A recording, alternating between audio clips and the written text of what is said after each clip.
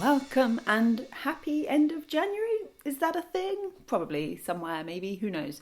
I just wanted to hop in quickly and do a little video for the end of January because I didn't want to so much update on terms of Indonesian, but I wanted to talk about my goals for the year because when I posted at the beginning of January, at the end of December, I didn't really know where I wanted to go this year in terms of languages because we'd recently sort of changed our travel plans. So if you don't know, later on this year, me and Ashley, hello, are heading off around the world to discover and to kind of make films and documentaries about languages around the world. So it's pretty exciting. And initially this meant going across Europe and Asia overland, and therefore lots of new languages along the way that I don't know much about. So it was very easy for me to say, right, well, I need to learn that, I need to learn a bit of that, and I need to understand some of what they're saying over there, and that was all cool. However, we've recently changed our plans, and so instead we're going to start in Montreal at Langfest, which is happening at the end of August. It's going to be amazing. Last year was so good, and so I was honestly kept seeing all these updates pop up about the event and thinking oh, it's just not going to work because it's going to be so close to when we go away. And then we talked about it and we decided, you know what, let's flip things around. So we're going to start things in Montreal, then Canada, then we're going to head down and do kind of the Americas first. I think we're both quite excited about this. Number one, I'm excited because I get to use my Spanish a lot sooner, whereas, after 13 years of studying a language, I've only been to sort of Spain and Costa Rica, and if we'd gone across Europe and Asia first and then to the Americas, it would have been a long time before I got to really kind of get my teeth into Spanish again, and kind of discover these cultures and these places that I'd learned so much about. However, doing it this way, I get to see that a lot sooner. And I think Ashley's quite excited because he's never actually been to that side of the world. So it's going to be fun all round. It's going to be good. It's going to be really, really good. But in terms of languages, this means that there's not so much to discover straight away. Now, of course, I understand there's plenty of indigenous languages across the continents. When I say the Americas, the continents, North and South America, to discover or to learn.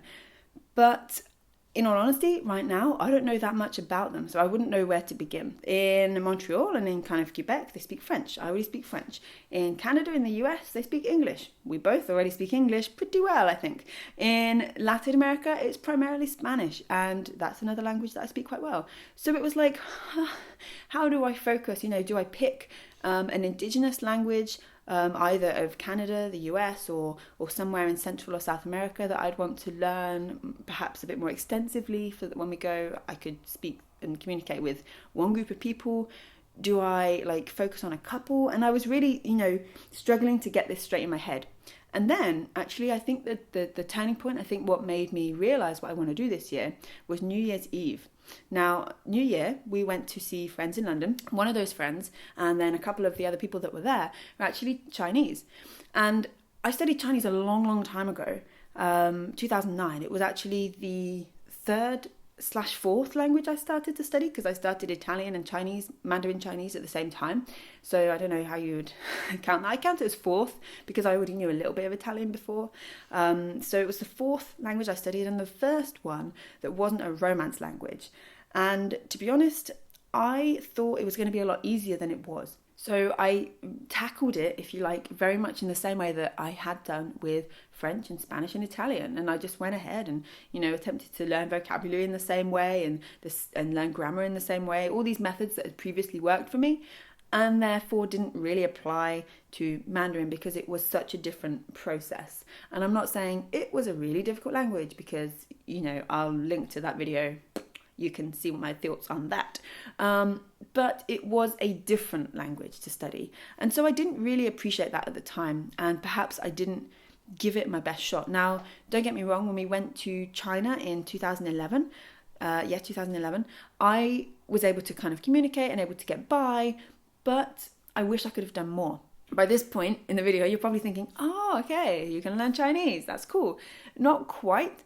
What I do want to do this year is to focus on kind of consolidation. So go back to languages that I've studied previously, more so than new languages, and kind of study maybe like one a month. So maybe for I mean, I want to stick with Indonesian until about March, April time perhaps.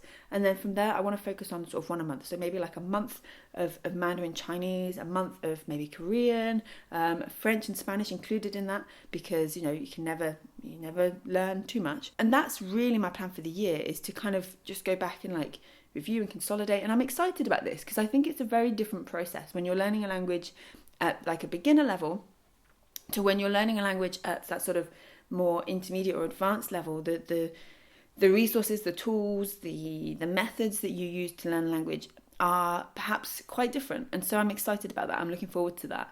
And yeah, that's really all I wanted to say, just to kind of let you know I've figured out 2017, I think, subject to change as always, but there we go. So yeah, that is where I'm at, and I'm excited. I'm looking forward to it. If you do know of anyone, if you like, or if you yourself, if you know of anybody that could help us with this, if you know of anyone who has connections with kind of Indigenous languages or lots of information that they could share with us, either in the Americas or further afield, please do let me know, either in the comments below, or you can email at lindsay@doeslanguages.com, and I will be happy to talk to you about that. I'm looking forward to it.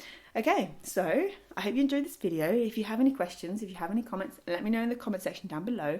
And as always, don't forget to subscribe for regular language learning videos. I will see you very soon. Thank you. Bye.